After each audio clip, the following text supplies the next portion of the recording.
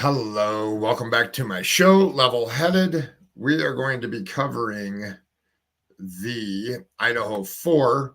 We're going to be going over some things here. I have two guests in the back here. I have Callie Thunder and I have Greg that will be coming up. And we'll be discussing this as these two have been following the case for a while here. And we're going to get into some discussion. So hope my audio is good. Hope you can hear me. I just want to make sure one thing here real quick. I guess put a 1 in chat if you can hear me.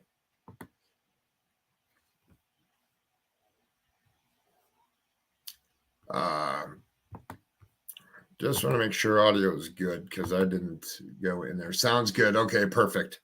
All right, here I'm going to bring up Callie. I'm going to bring up Greg, and then we'll watch this clip here, and then we'll get into some other things. There's Callie. There's Greg. Hey, everybody. I can hear you. Good. Awesome. All right. I'm going to play this. I'm just going to reposition this here. There we go. We'll play this and then we'll discuss this. This is just out. This is News Nation. It says police discover 8 hours of video surveillance. This is from, I think 4 hours ago they released this. So we'll take a look at this and then we'll get into it here. Body camera footage captured a group of people who happened to be walking near the home where the killings took place around the same time as the murders. Police have previously said that investigators didn't find anything. They may have been stopped for underage drinking, but it's not clear exactly what they have learned from this video. We also know that police have collected hours of surveillance footage from a gas station clerk in Moscow who told police that she saw a white car pass by on the night of the stabbing deaths. So let's bring in News Nation contributor Elizabeth Vargas for a little more breakdown. Elizabeth, you know, this case is just, it's mind-blowing that there hasn't been any type of suspect. We haven't found anybody, or the police haven't found anybody who could be a suspected killer. The 4 people seen walking in this video, this body camera footage near the crime scene, do we have anything that we can get out of that? I mean, how could it possibly be unrelated when it was so close to the house? It isn't unrelated. There were 4 people who were close to the house around the time of the murders. It could be completely innocuous and innocent. It was a Saturday night, or actually Sunday morning, but you know, college kids are out and about. There were frat houses nearby. There were parties going on. It could have been kids trying to avoid being arrested for underage drinking, like the kids who were being arrested that we see in this body cam video. So we don't know who those 4 are. Obviously, police want to find them and ask them. They might have seen something. They might have heard something. They might have seen the car that they're now looking for. So obviously, I can't imagine police haven't been trying to track these 4 people down, or that these 4 people haven't actually come forward to say, we were in the area that night and here's what we saw, or here's what we didn't see. So obviously police want to talk it is related, Adrian. It's just a matter of how. A gas station clerk in Moscow claims that she spotted the white car around the time of the murders, but we know the car didn't have plates. So unless there are these crystal clear images of surveillance footage that would be so crisp that you could zoom in on a picture of the driver, how can this even help the investigation? Because somebody else might have footage of that white car that does show the license plate. That's a crucial thing. It was about 3 weeks after the crime that police came forward and said, we're looking for this white car. Anybody who saw the white car, please contact us. I'll stop it there for a minute. Thoughts on these 4 walking from a liquor? They said a liquor store, right? I think you might. It could be me, but I think the liquor store is separate. Okay. Yeah, I think it is too. I think that was at the near the Fraternity house, right? Because they, speculation was, okay, is it possible that those, were the suspects that, were walking toward the house? It is interesting that I know if I saw myself on some body cam and I heard people talking about me as like, could that be the suspects? I'd be hightailing it down to the police, You better and believe it. saying, "Look, I'm Me I'm the too. guy. I'm the third guy in that," and Yeah. so Yeah. I don't understand the silence unless right now there's an unspoken among the fraternity members, like this unspoken, gag order. Right. And when people, I had said this on another panel I went on, I really like, to me, in my head, I'm thinking that these kids don't want to blow their ride. You know what I mean? There's so many kids, like, especially with sports, they're riding on everything. A lot of them have partial scholarships, full ride scholarships. Their grades, their and being tied into this, I would imagine even their parents there's probably a lot of resistance with the parents, not just the kids. Yep.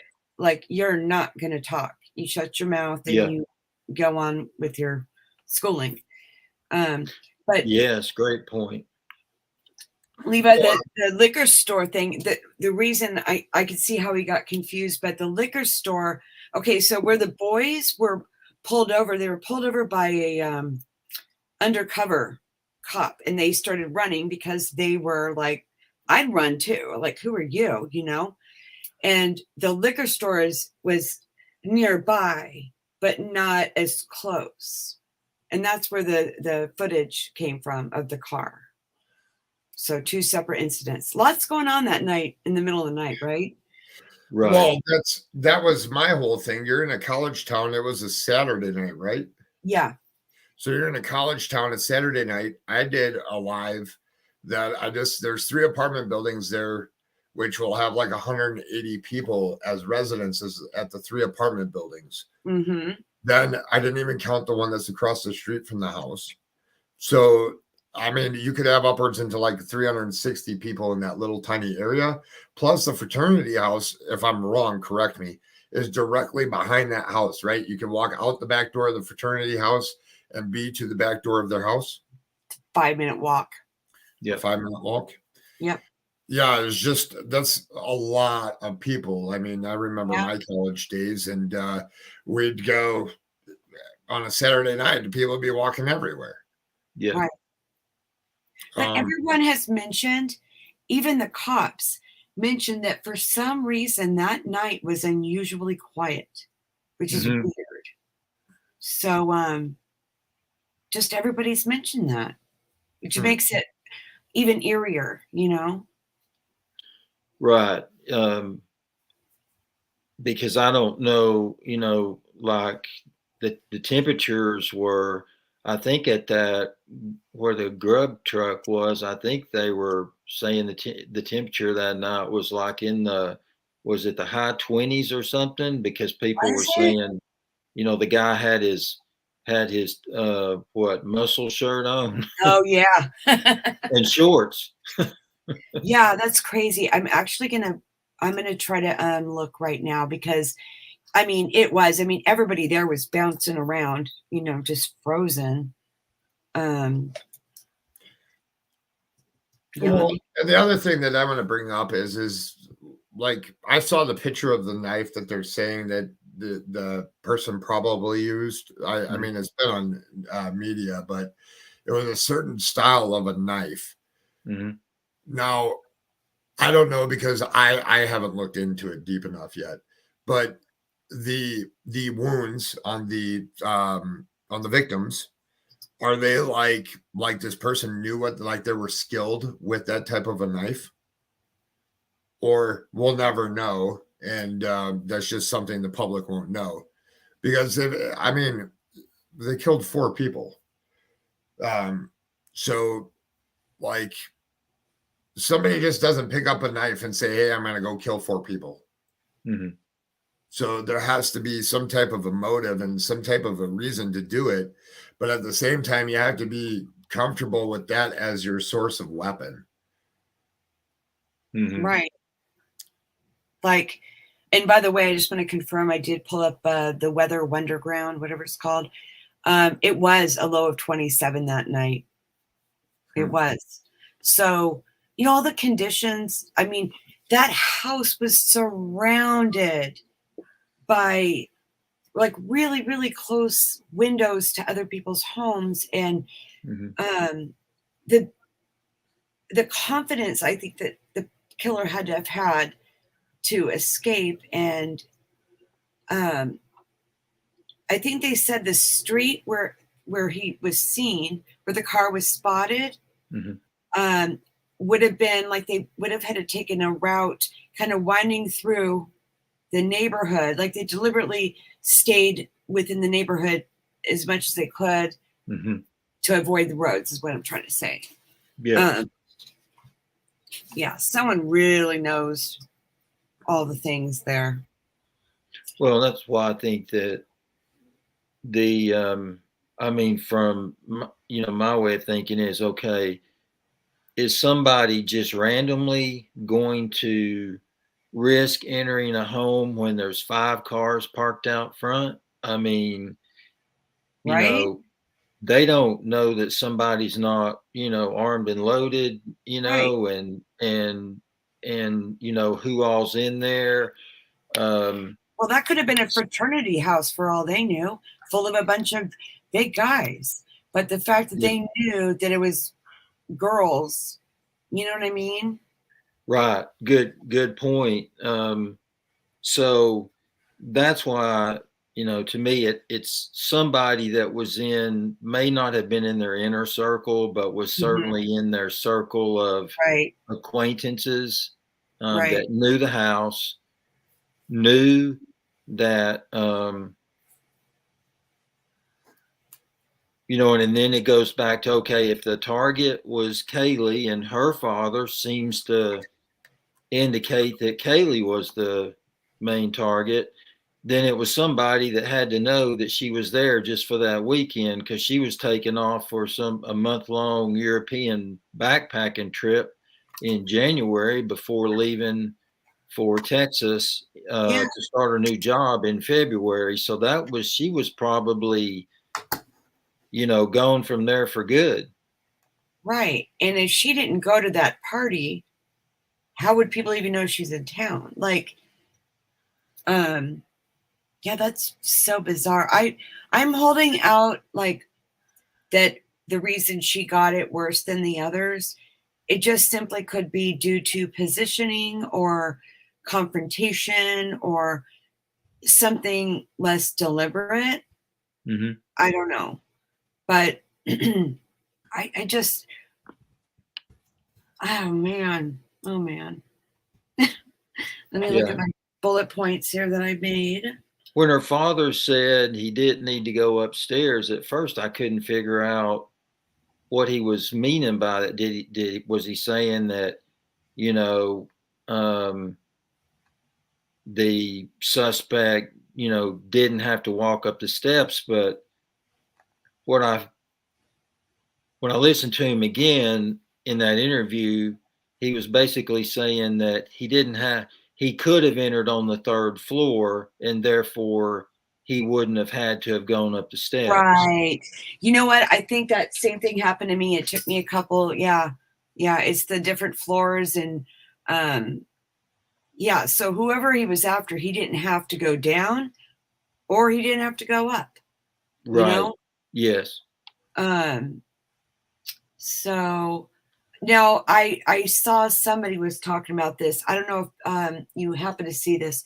It was kind of creepy, but it was kind of cool. It was the FBI agent, and he was crouched down behind the house and in the bushes, and he was just kind of looking, kind of glaring, just looking, because he's thinking, how they try to get into the mind of a killer. And man, that was just powerful watching, just seeing that. I don't know if it's a clip or a photo of him.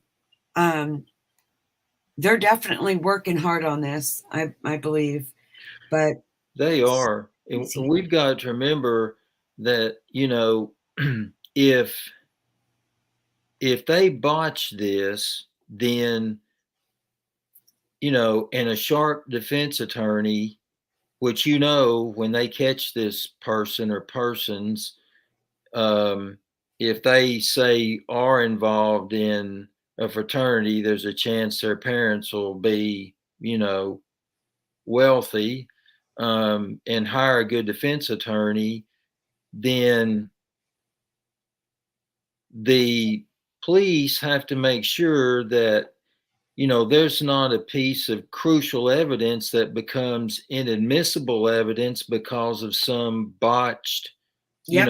part of the investigation. And I think that that's what they're really doing here. I think they have a suspect or suspects in mind, but they're trying to dot their I's and cross their T's. And I mean, this is 4 different, victims. So really, it's almost like, they have to process this case to where they have enough evidence for each victim, to get a conviction. Right. Because they risk injustice for 4 different murders. And They do. yeah, that's a heavy burden on them, so we have to be patient. It's hard being patient, but we do, Exactly. And her father, I understand his impatience. He wants justice for his daughter, but so do 3 other parents, other families out there. And I think that he's got to realize that it's only been a little over a month. right. And the DNA and forensics testing, as I understand it, on average, that can take 6 to 8 weeks. That's if there's not a priority in front of them. You know what I mean? So I don't know how it works in the system when they're trying to get these results and stuff, toxicology and the DNA. But I mean, there could be a backlog of it, and they're just, we don't know. It's not like there's an empty lab just waiting on a case. I mean, it's clogged. So right. Good point. And other people who have other cases, they're in their mind, their case is just as important. Yeah, absolutely.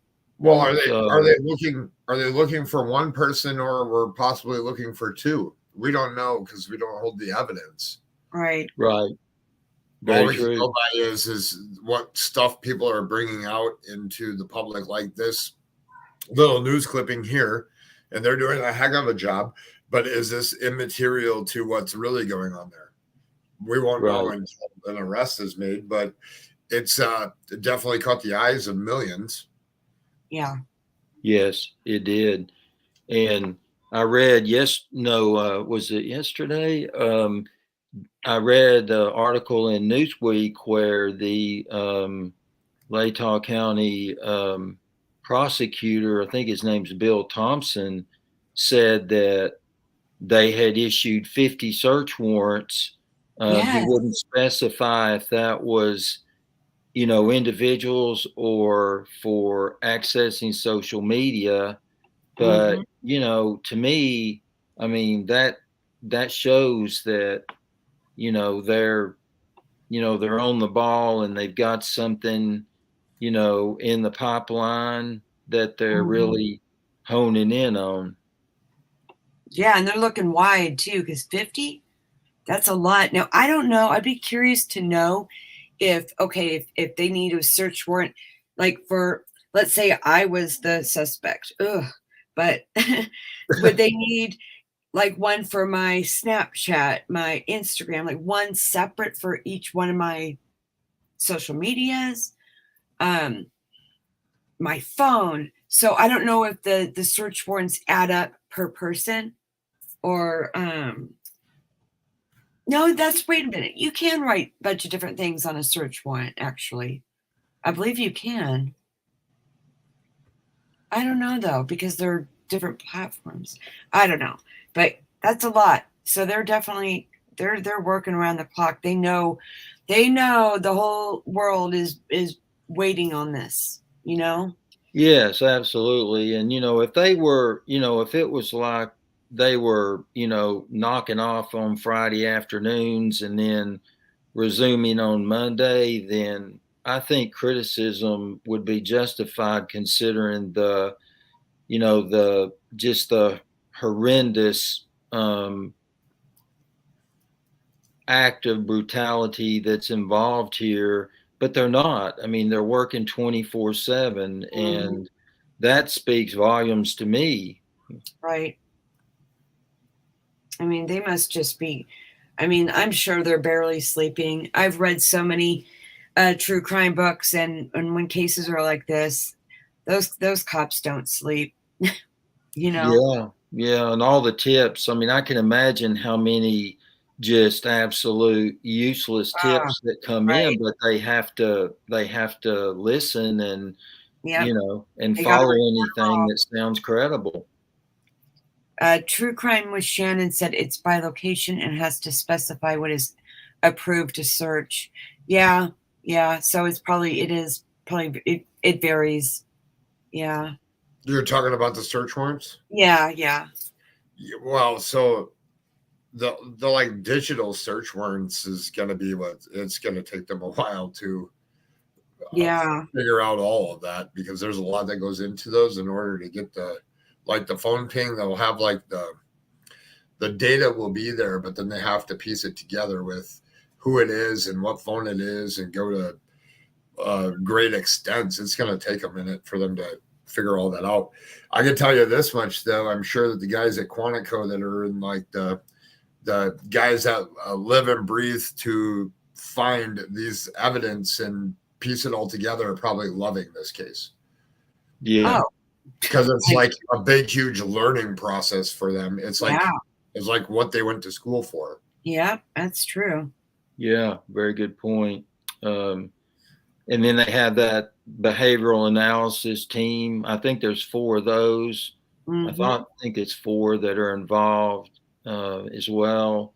And Oh wait, I was thinking in the behavior panel, but there's an actual analysis. Is that the same thing or no, or different? No, so the behavioral panel is just a group on YouTube that are educated people that have been around. Right. But there is behavioral analysis. So one of the guys on the Cold Case Foundation, he actually has a channel. It's called Truth to Lies. He actually, I believe, he's the one that ran or taught the behavioral in at actual Quantico or something. His bio's on the Cold Case Foundation, but I'm writing that down. That sounds interesting. Yeah. What do you make of victim's last known activity before only 4 minutes prior to window? Wait, what do you make of victim's last known activity? Yeah, I can put that on the screen. Oh, yeah. It depends because they were all in different places. Right. So like the 2 roommates, they went out separately but returned home at the same time. Yeah, and yeah. I'd like to know about that Jack in the Box bag that you could see through the window in the photos, and it has Xana's name on it. Like she got, did they stop there, or was that maybe from a couple days ago? Did they sit in their car? Like, was Ethan really steamed up, like after this alleged fight? Like, I don't know. It's hard to. I think the girls came home just silly and having fun, like they were at the food truck. In my head, that's how I'm envisioning it. Yeah, the roommates, that the ones on the first level, that's just kind of weird to me that they were out separate, but they came home at the same time. I mean, that just seems really coincidental to me. Yeah, me too. And the other part of that whole thing is that 911 call, because it's like, how I can't figure out, like, why would you call the people over, besides the law enforcement or call 911, but apparently that was Ethan's brother's vehicle, I think, that black. No, that it was the red, was that like a Jeep or something like that? Apparently the triplets shared it. Oh, Is that what you're talking about? yeah, I thought the Jeep was Ethan's, but it was all of theirs. Just like him and his brother and sister, they all shared it. Oh, okay. Yeah, that's what I was told. Like, okay. Or that's what was stated. Yeah. Okay. Well, wouldn't you? So I'm still confused on if Ethan's laying in the hallway and they find him unconscious. Like, wouldn't there be like, if you've ever seen anybody stabbed before, there's blood all over the place. Right. So I'm still trying to figure out why they wouldn't see blood. Or was that, right? You know what I mean? I stapled my finger last night by accident. And let me tell you something. When I pulled that thing out, the amount of blood that came out of my finger from a stupid little staple, I cannot even imagine what it looked like in there. I just cannot. No, I can't. I'm serious. It's insane. Like, and now I just actually talking with you guys, I just changed my thing in my head because I was thinking, well, maybe Ethan and Xana sat in their car and he was trying to cool down from a fight up in the dark area. But no, because his car was parked out front, like you pointed out, Greg. So, all right, that clears that up for me. The other element of the whole unaliving on the second level is that, it's just a fact of, how the body functions is, they would have emptied of bowel and bladder. So not only would there have been that smell of, of the main liquid coming out, but I mean, that second floor would have had an awful stench to it. So with 4 people. Well, yeah, the second level being having the 2, but upstairs, as well. Right. It just blows my mind how, somebody would have not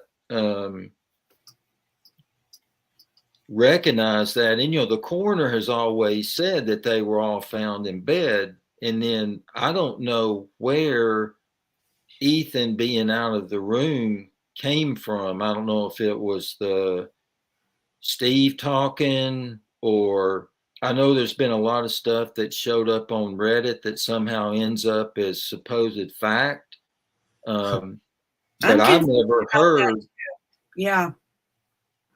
anything from the court other than them being found in bed, which makes sense to me because when I look at the, what it would have taken volume wise to have run out on the foundation, I just can't believe that would have been one person's fluid.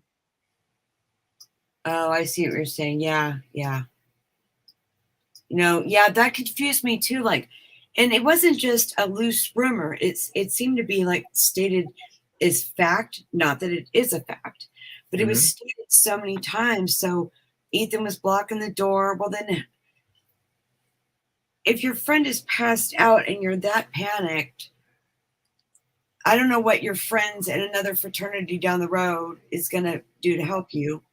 So, but why? But if Ethan was the target, so did they think Ethan was upstairs? Is that why would you, if you knew Ethan was on the second floor, why would you go all the way upstairs? If Ethan was the target, then you would just come in that back door there or downstairs and just go right up to the second floor, do what you got to do, and go back out the door. It would make more sense if there was no survivors in my head. Yes, agreed. So, yeah. that's what's confusing to me, because if the suspect knew that Ethan was there and the suspect knew that Kaylee was there, right? Then they would have known that Bethany and Dylan were there as Mhm. well. Right. So why would you risk Dylan or Bethany seeing something? Right. You know? That's important. That's really big, because you know what happens to someone who witnesses something, you're done Mm-hmm. with. Right. You know, they're not going to take chances. And and the totality of it. So you're talking about, okay, you slept through all the screams, but then, like you said, the smells. And I have smelled death. It is insane. And you add all the other, smells that go with it. And so now they've ignored the screams and that, like, it just, the whole picture starts looking kind of weird. It really does. And Yeah. and the other thing too that has got me puzzled is, okay, so there was obviously video footage that Olivia obtained that confirmed Kaylee and Maddie had gotten home that night. So I'm presuming that the vehicle was seen driving up to the house and them getting out and going inside. So if that is the case, then where's all the video showing the commotion that supposedly took place with their roommate, with one of the girls on the floor running out into the Oh, I see parking what you're lot and saying. passing out, and all these people coming over there? Where's that video footage at? Oh, yeah. Because they wouldn't. So if you called people to come over, um, that back parking lot is like a dead end. So they're not going to drive back all the way up there. No, they're going to park in the front parking lot. So if that's where the video picked up the girls, right? Right. Okay. Yeah. I mean, Huh. I couldn't see the person bringing Maddie and Kaylee back driving up the road that leads to that back parking lot and dropping them off where they had to walk down that bank, because it was like, what'd you say, 27 degrees, Yep. Callie, and Yep. that would have been slick too. So I Mhm. mean, just from a standpoint of convenience for them, I Yeah. would think they would have just dropped them off in the front. Yeah. Yeah. So like I said, I don't know where all that footage is that's showing this big commotion of somebody running outside and fainting, and, Right. and all that. That's really, I'm trying to picture, or I think I know, but I am not positive. Like, actually, I think I am positive where that video that came from. It was a camera that was screwed into a porch light, mm-hmm, is one of those kind of things, mm-hmm. which is obvious because it disappeared. Like the next day, it wasn't in videos. And that is coming from the complex, or I don't know if that's a house or what, that is now coincidentally blurred out on Google Earth.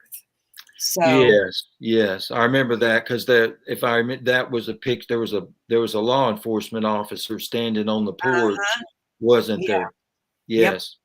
It looked like a black container looking. Mm-hmm. So Yeah. yeah, so that is new. That place being blocked out.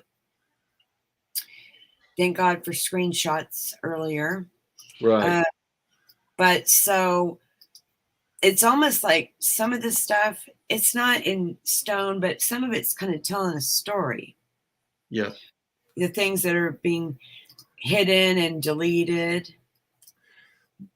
Well, then you Yeah. also I've been thinking about this lately too, is that normally the people that commit the crime usually go back to the crime scene.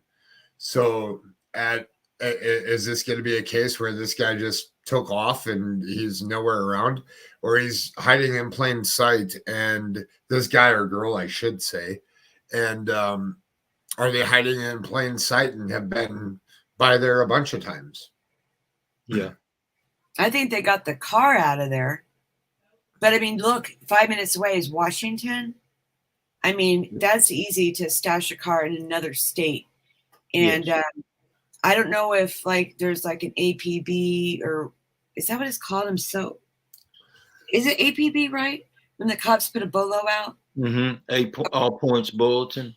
Okay, so it is that for that car, but hopefully it goes over the state line, because that would just be easy to hide that car. But I think they, in my little theory, that they came back, because I think if you're twisted like that, you would want to continue to see your work. Yeah. You Yeah, know? I agree. And just like I think that suspect was at that vigil because they wanted to see how much pain they had caused, Yeah. because they got, that they got off on that. Mhm. And I personally think they would have kept that knife because it would remind them of their Yeah. 4 trophies, that they got. They relive it. Like if you study Yeah. I couldn't hang with like the whole studying serial killers. It's just gross, but I did at one time. And yeah, so they don't keep the trophy just to look up and admire. They touch it, they hold it, and they relive the experience. Ugh. Yeah. So, Yeah. And, if you take the fraternity thing out of it altogether, then, I think there's two, like, I think that there's one individual who had the means, the motive, the opportunity, and the location. mhm. And, that was a jilted, boyfriend. And I know people talk about, well, he wasn't that big of a guy. Well, he was very athletic. I mean, he's like really a top-notch tennis player. And I don't know You if can be lanky and strong, though. I oh know yeah, my son was absolutely. like that. Very, very strong, but skinny as a rail kind of thing. Yes. And if you factor into that, just a incredible rage, people can almost be, superhuman. Mm-hmm. They've lifted cars off people, Right. And also, I feel like the rage wouldn't be over whatever just sparked this. Those victims paid for all the rage that person holds. Right. Like everything that's ever like hurt him or angered him, it all came out in that knife. Yes. It Yeah. appears anyway. So Yeah. Like just a quick question that you guys might know the answer to. So I thought what Mel O said here, I thought I heard that Hunter was summoned over. That's why the Ford SUV. So Hunter was living within Moscow. Hunter? Yeah, which would be, is that Ethan's brother? Yes, I think he was at the fraternity house too, I believe. I believe so too. Yeah. Yeah. And that would be why that black SUV was there. But why would, so very, very, sisters. well, very, very interesting though. So why would you summon if you found Ethan or whatever, right, and he had wounds or whatever, but you call his brother over there, right away? Because is that why they called him there right away? Because of the events that happened earlier that night, and that's why they called them instead of calling the police right away? I think that I think a younger person too's first instinct would be terrified to let a loved one know and call the police and avoid having to. Do you see what I'm saying? Like, Yeah, that's my thinking too. Yeah. Nobody wants to do that job. That's, I don't, Yeah, I mean, just it so, seems bizarre to me that, why would you want to call, their sibling over there knowing what they're probably going to see, because they obviously saw them. yes, they just passed out. I mean, you think that a loved one who's a relative isn't gonna, pass out too? Yeah, Yeah, there's something kind of wonky right there. Yeah. there really is. Yeah. But I was thinking about, like, okay, what would be, um, what would be the scenario to me that would, if you take the whole fraternity thing out, what would be the scenario that would, and this is allegedly, of course, but you've got an ex-boyfriend who, the Kaylee's mother said that, that Kaylee was just taking a break from him. But I mean, let's face it, she did not, from what I saw, she didn't even like his stuff on Instagram. Yep. He would comment about hers, but she wouldn't comment about his. That's a fact. That was proven. Like you could see it yourself, Yes. And he And was not included in her plan in her future. exactly. And he was going to, lose the dog. And um, I just think that he obviously knew. I mean, she was a very, very pretty girl, and it appears everywhere she went, she caught the, attention Right. and attempts at, affection from a lot of men. Right. And I just think that his world was crumbling. And he had the opportunity, he had obviously the location. And from my perspective, and also we found out that when the guy from the interview room came there on Thanksgiving with his wife and just walked around and incidentally found that glove, that security light on the side of that apartment building did not work. So that entire parking lot back there in the back was in the dark. Mm-hmm. So that would have given the suspect the perfect spot to park and then, come down through those woods. And under the balcony, that one window that we find out is the spare bedroom, that Right. there also was a cinder block sitting below. Yeah. That was in the dark completely. But the sliding glass door, where that balcony was over the concreted area, when those lights were on, it illuminated all of that Yeah. like a Christmas tree. It did. Yeah. But you think, like, I'm trying to think of just like my own son, since this is most likely a young male, in my opinion, pulling himself up onto that balcony. If you got upper strength, you think you could do that? I think you could do that. I guess my thought on that is, if you had a K-bar knife on you, would you want to risk climbing up a balcony and falling and impaling yourself some way? Oh, that's true. But if Yeah. you have that knife on you, though, you have a knife holder on a belt. Well, yeah, I mean, that is true. But to me, it's risky, even if you take the knife out of the equation, to be trying to climb up there and risk falling and botching your whole plan because you broke an arm. Oh, wait. So you're right. So I forget that. So from the back, you can walk straight into the second floor. Right. Okay, I got to remember that. It's like built into a hill. So he didn't have. So the only time he would have to climb up there is if he went into the third. Right.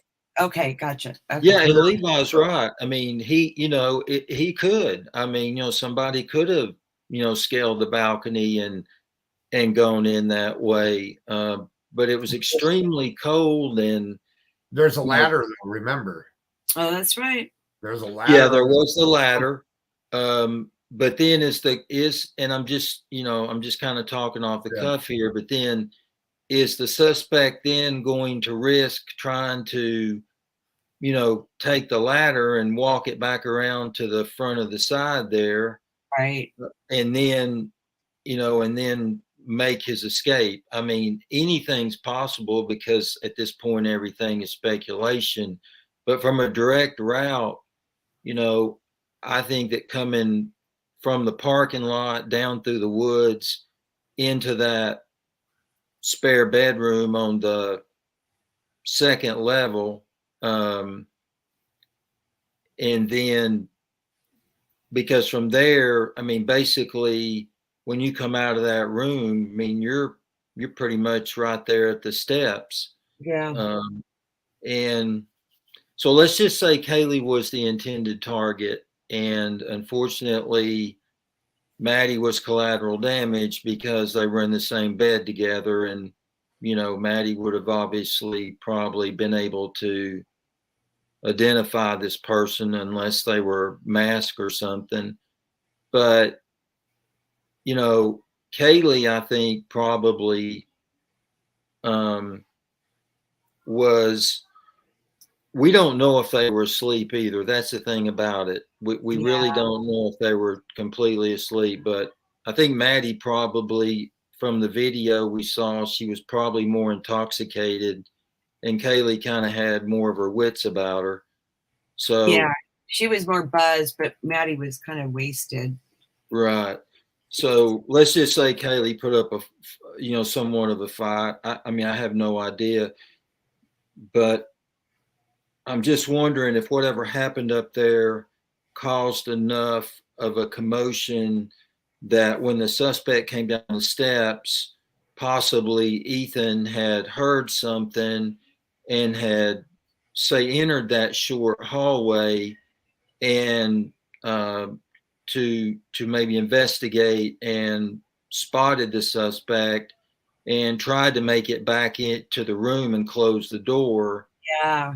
But was overpowered, and that's why we had all that massive, loss of fluid, running out of the, out onto the foundation. I mean, I don't know. It's all speculation, but that's kind of how it would be then.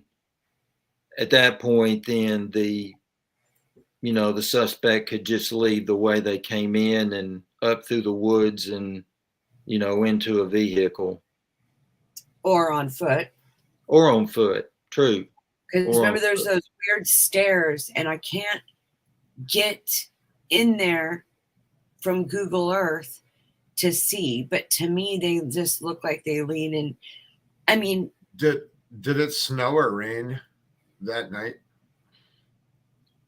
Well, so I'm looking at the moon right now, and I'm trying to figure out what the moon was, because like I know where I live, the moon is important like for light, and I really actually rely on it more than I thought I ever would. But so apparently it was called a beaver moon. I don't know what that is. So I just want to know like what size was the moon. I don't know. I'm trying to figure that out. And then the weather, I know it rained, didn't it? Like a day or so after? Yeah, but before did it rain? Before the... Yeah, so like when was the last time that it rained there? Because if the ground was dry, the footprints would be less visibility. But if they constantly have kids coming in and out of there and there's a whole bunch of footprints, but if it had just rained, it would be easier to get like a fresh footprint. Okay. I think it allegedly snowed that morning, is what allegedly says. Oh, it's... But those are just thoughts I have because they were taking photographs in that backyard on the kind of below the balcony there. I don't know what they were photographing. Yeah, I saw that. The lady But was. I'd imagine that there's footprints all over the place. But Yeah. if it had snowed or rained, like right before, like at some period that night, it would make it a lot easier because you'd be able to tell fresh footprints. Yeah. So I'm looking for the what is it called? The key to show what these little symbols mean. It doesn't look like. So it looks like it rained that day, like around at 12 a.m. No, that would be like a Friday night. So it looks like it was just overcast. I don't know what these wiggles mean. Well, the other thing is how many people were there? So this happened on Saturday night into Sunday morning, right? Yes. So how many people were over at that house on Friday? Because that I mean, when was the last time that they had a big group of people over? Yeah, or people coming and going all the time? Greg, have you ever heard about what they were doing on Friday? I can't remember. No, I haven't. I mean, I just know that was the day that Kaylee came over to show Maddie her vehicle. Right. But I don't know as far as their timeline during the day. I have no idea. It may be that the police know that, law enforcement knows that, and just aren't saying. But I've not even heard anybody speculate about that, really.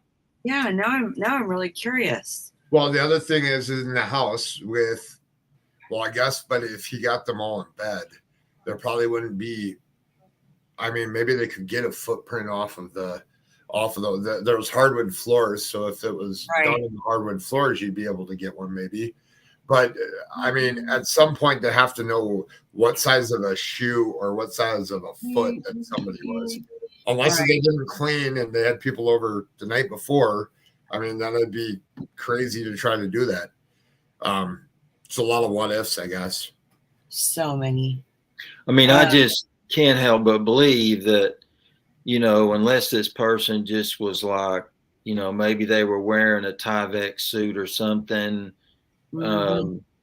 I mean, I think this was something that was well thought out. I don't think it was a spur of the moment. I think it was a rage, an existential rage that had been building.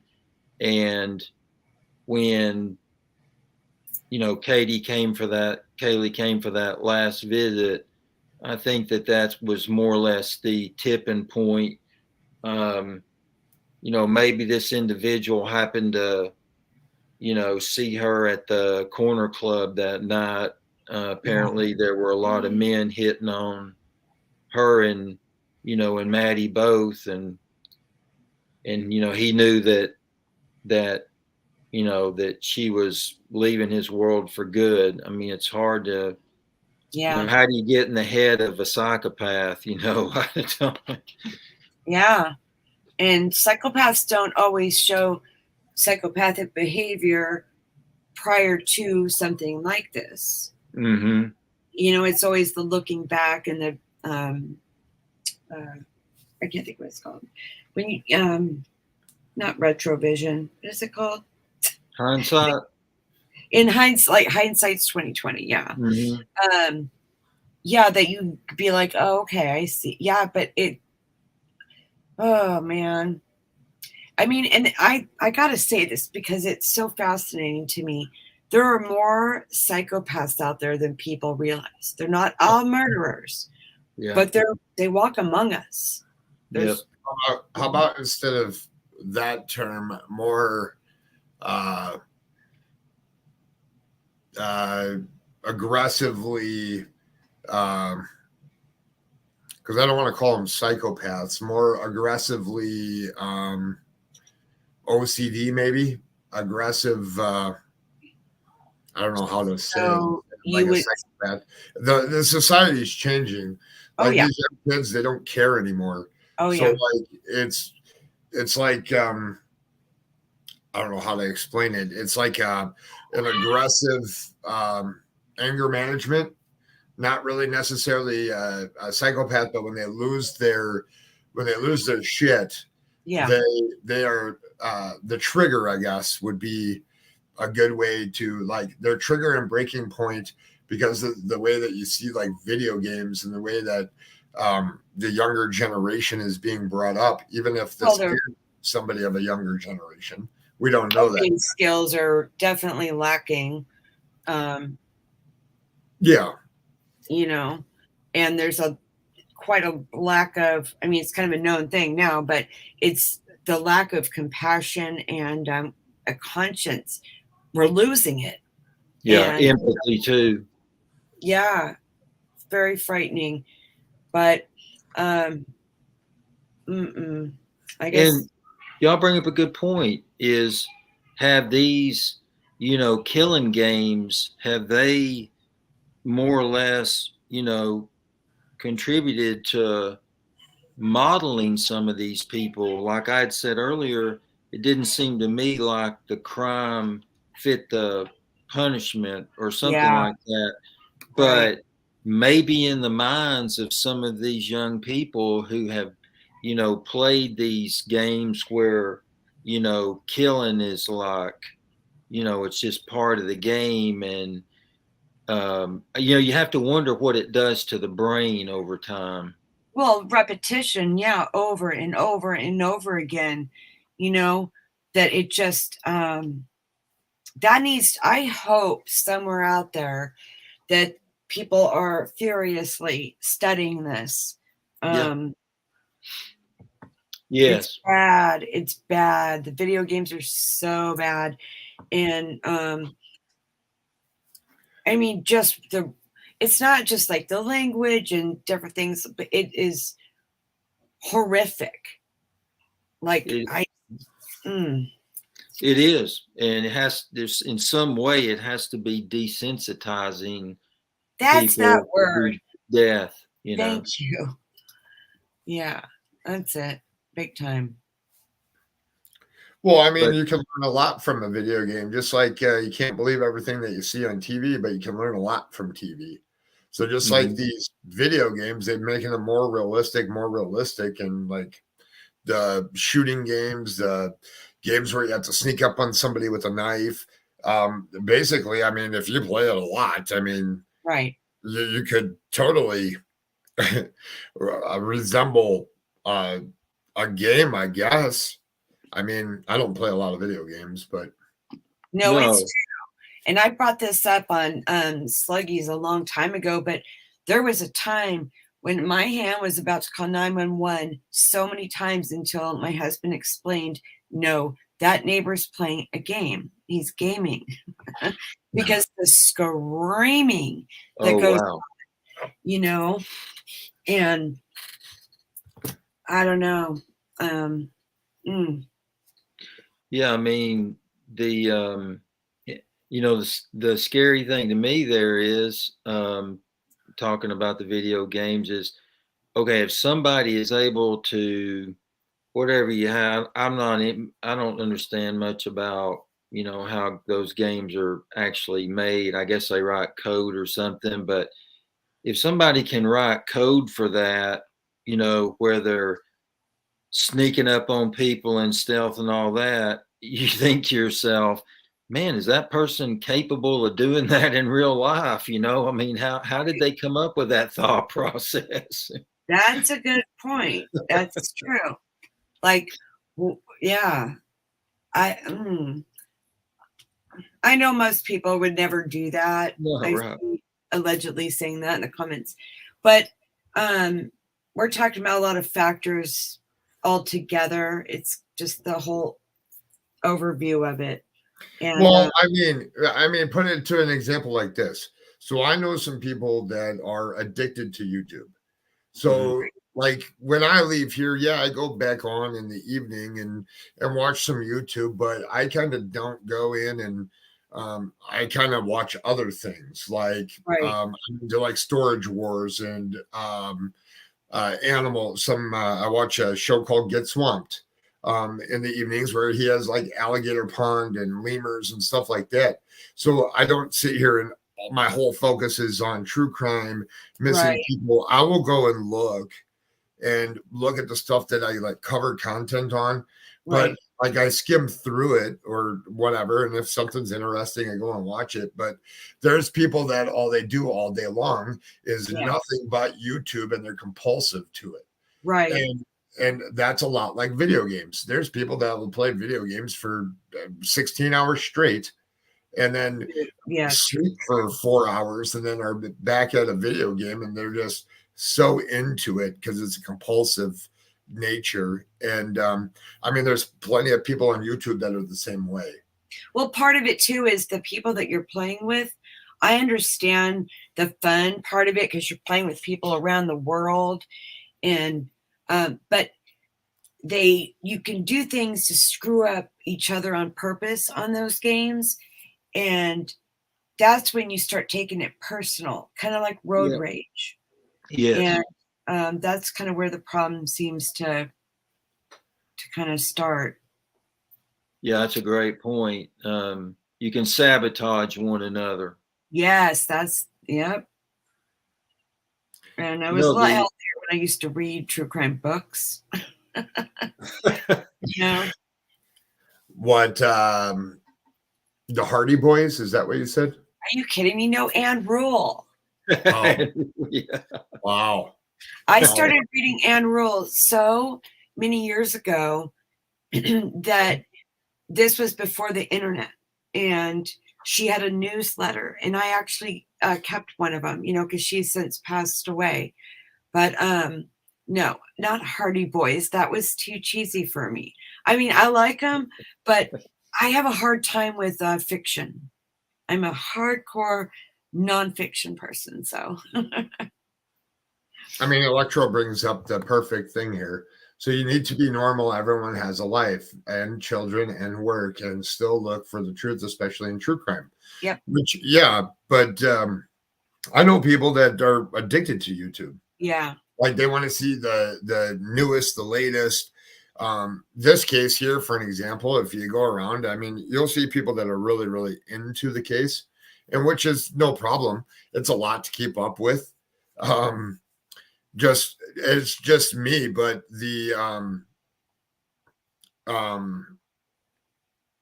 I mean, there's some people that like I can walk away from this and never turn back on YouTube. Yeah. I'm just one of those This people. is my TV.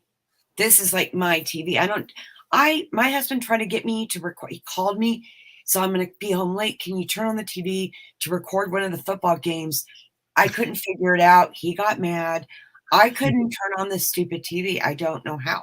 There's 2 remotes. So this is my TV, but I think it's also this genre, because let's say like you're into watching makeup videos or whatever on YouTube. It's not changing up to the minute. This is constantly, you're waiting for answers and updates. So I'm a little addicted myself. I admit it. And if we're doing that as ourselves, what are kids that are in college doing?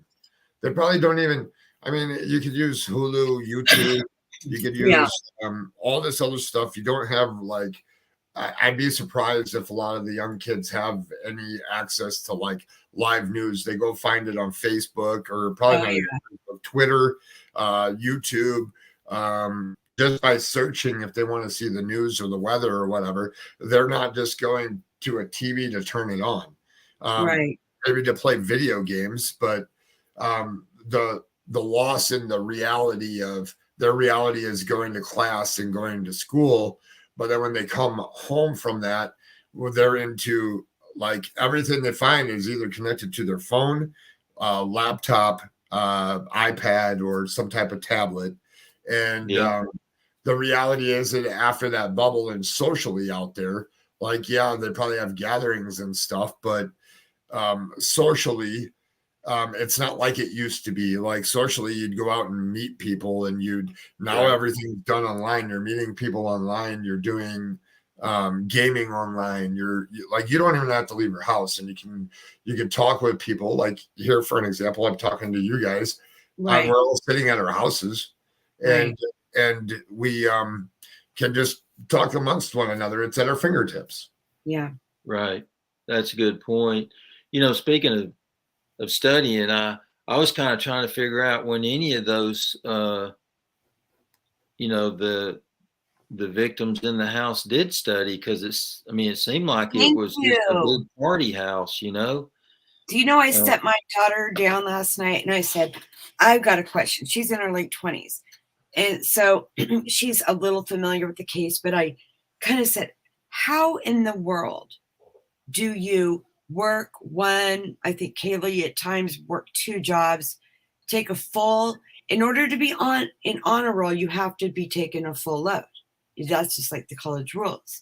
So they're going to school, like how, and then they're always, and then in being involved with a sorority, and then there's pictures of them going here and hanging out here. How is all that done? well, You know, now Haley didn't work. Maddie worked and Xana worked at the Mad that's Greek, right. and Ethan, I think, worked somewhere. And I know, based on what it said on that 4chan channel seemed to indicate he had a tutor or something. There was some comment made that suggested that he wasn't the brightest individual. Right. But Kaylee didn't work, and there was some discussion about, well, how did she afford that?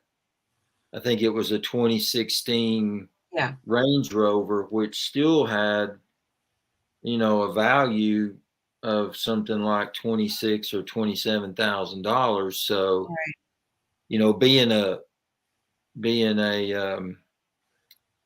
going from an internship to a company, I've never known of a company to pay a bonus for that.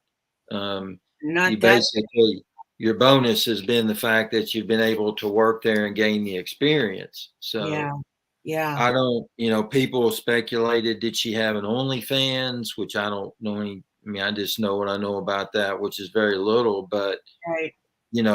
how was she? Because her mother was very adamant that she bought it on her own. So,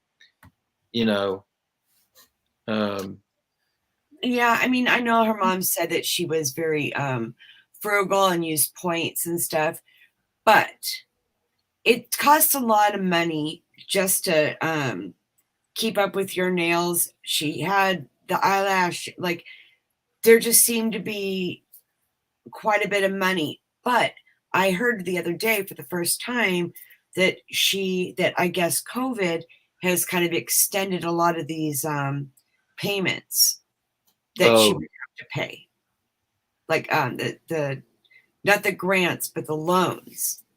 okay.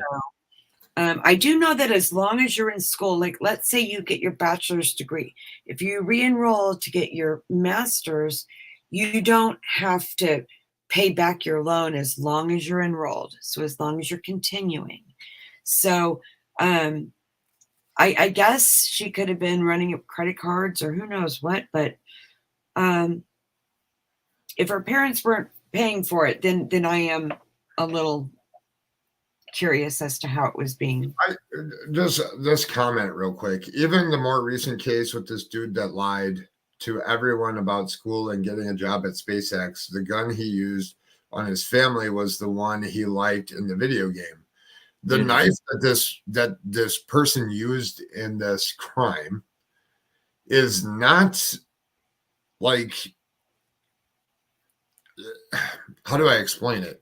It's not like I have pocket knives. Like I have several different pocket knives, but I don't have a knife like that laying around here. I may have like a like a knife to fillet fish, but I'm not gonna walk. Well, I guess if I was like a deer hunter or something like that, I guess I'd have that readily available, but I'm not gonna carry that around or anything. But I guess that would be the reason why to have a knife like that, I guess. I'm just trying to think of a reason why somebody would want a knife like that. I mean, my fish knife that I clean fish with, this stays in my tackle box, and it's like put away. It gets cleaned and goes back into its sleeve and it stays in there. I mean, I guess it could also depend on your trade. Yeah. I mean, I know construction workers that carry knives because they're always popping things open or slicing bags of concrete or whatever. So, I mean, it just depends, I guess. But I see what you're saying. It's more practical. It's a fishing knife, so it goes in the fishing box. If it's a hunting knife, it goes with all your hunting stuff, right? Right, right. Not just your I have glove an box. uncle that hunts a lot. I don't hunt that much, but I Right. have a ton of knives and weapons. I mean, I also fish, camp, track, trained in martial arts using those weapons. But again, I still haven't killed anyone. Right. Allegedly, do you like you just have them sitting all around your house and like you want to pick them up and use them, or they're all like put away into a storage area? Is what I'm talking about. Is like Yeah. I mean, I know one person that I see that usually is on camera with a holster in the open carry stage or whatever, and on YouTube, but he also sometimes carries a knife too. But I don't know. It's just I don't know what is the law in Idaho? Is it normal for people? Is it open carry there? Weapon wise, or Weapon wise? It's So your if palm. At least it is here. It's always been here. It's the width of your palm is the length of the knife you can have. So Is like that where I live, it's concealed to carry, so like you can't even like show it. So, but in Indiana, like when I go into one of the gas stations there, there's a guy that an older gentleman that works and he has a holster and he has a gun there. And it's not I see him every couple days or whatever, but that's normal practice in the state of Indiana. In Illinois, you won't see it exposed. It has to be like concealed. So I don't know. You can't open carry a gun, but I believe a knife is fine, but I could be wrong. I don't know what the law is there, but it'd be interesting to see. I mean, you know, if a person that could walk around with a knife, if it's allowed there, I don't know if it is. Greg? But What about where you're at? Is it also the width of the palm? so I just looked this up. It says Idaho knife law. In Idaho, you can open carry any knife.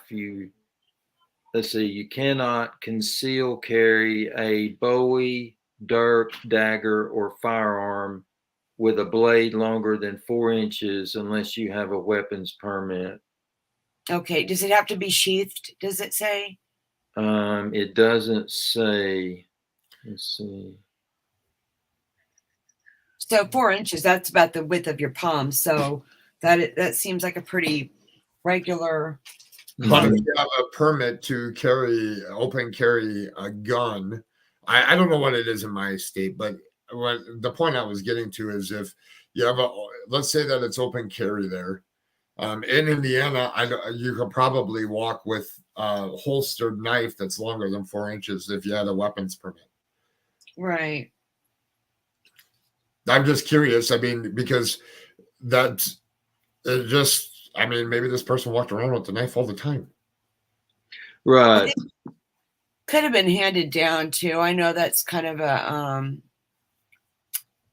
what would you call it? Kind of a generational, like something you did from your grandpa or something.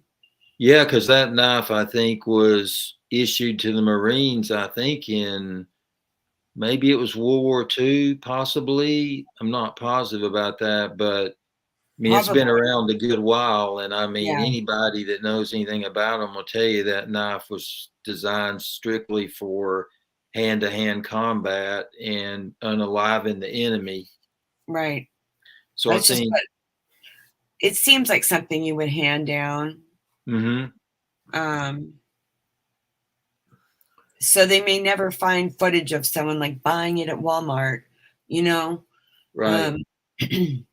Yeah, but you may find the reason why I brought up the holster and the open carry is you may find this individual, maybe it was something that they walked around with on their hip. Right.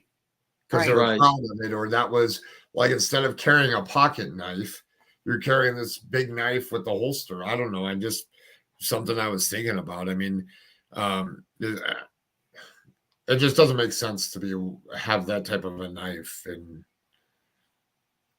I don't know. Well, so many people in Idaho hunt. I mean, it's real common for people to have knives there. And, there was one particular person that was, people talked about as a possible suspect. And that was that guy, Jack S., who had posted all those pictures of him with game that he had, And his taken mom down. too.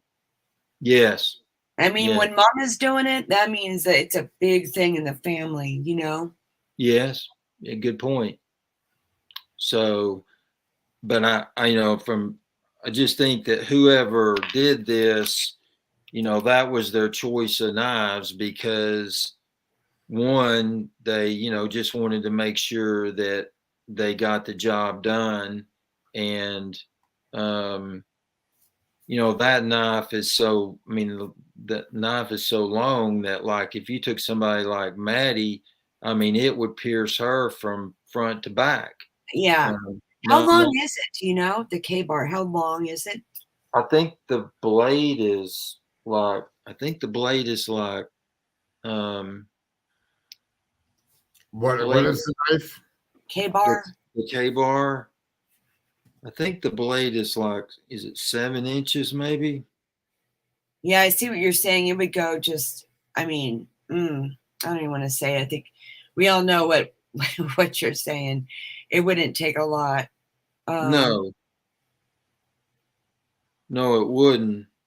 And let's see, what does it say? I wonder if the knife part of it and the choice of a knife would actually go more with the fantasy that they were going through with. Looks like it's 7 inches. Oh, so Okay. you were The right. blade, the blade size is 7 inches. Okay. Yeah.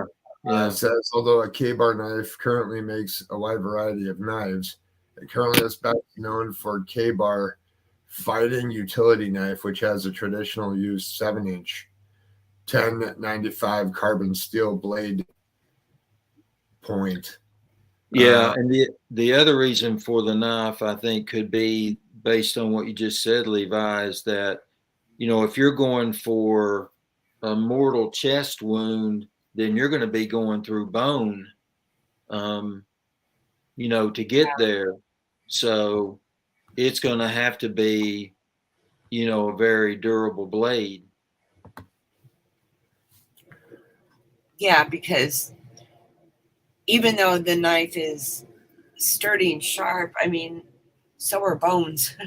Exactly. Yeah. And then doing it 4 times. Right.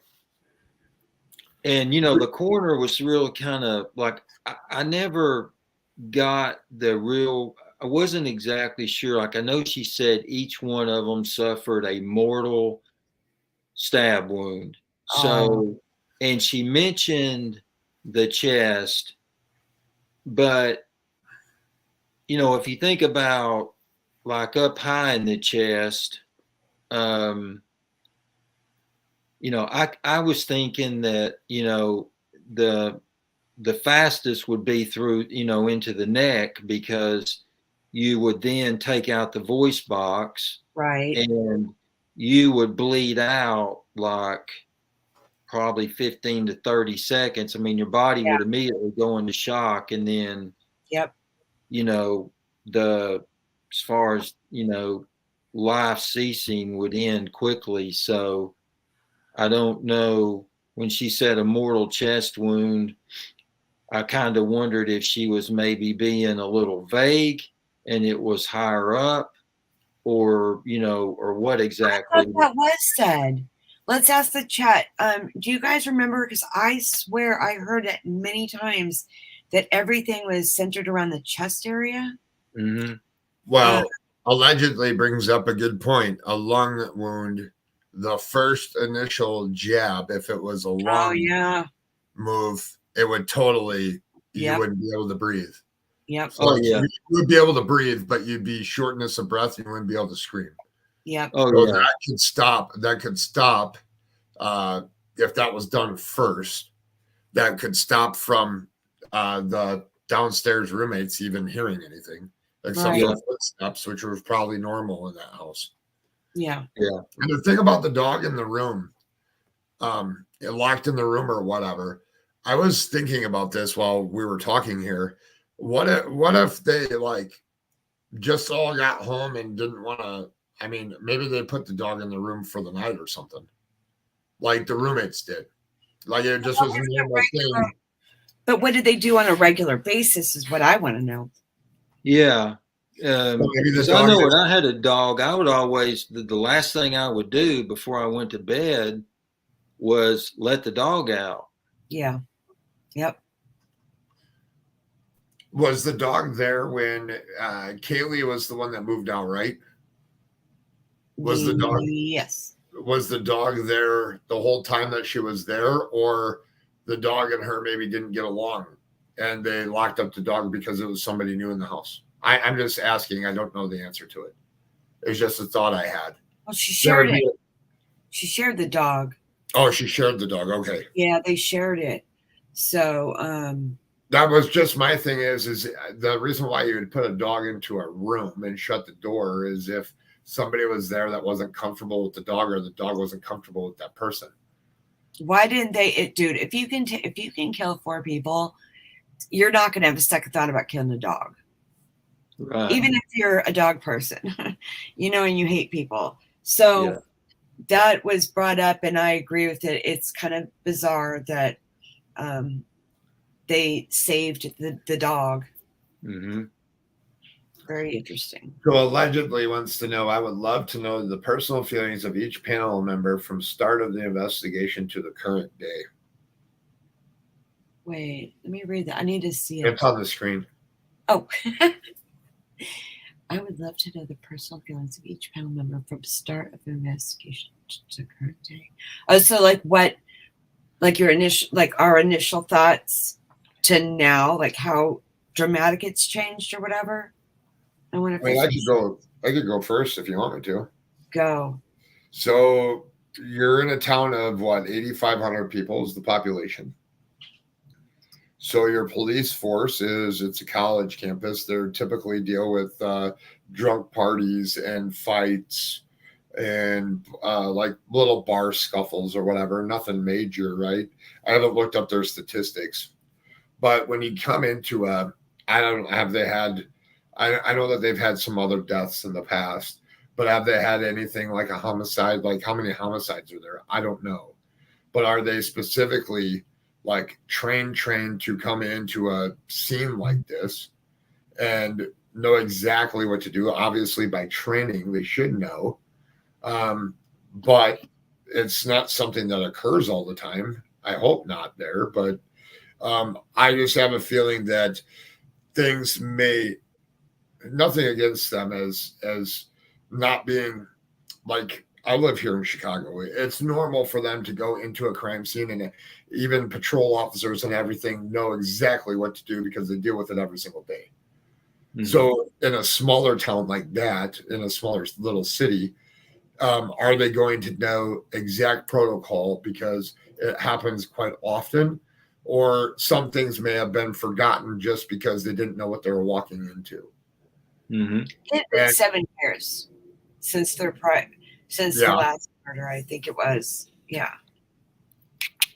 It's just a thought that I have is like, how do you prepare for something like this as a law enforcement person?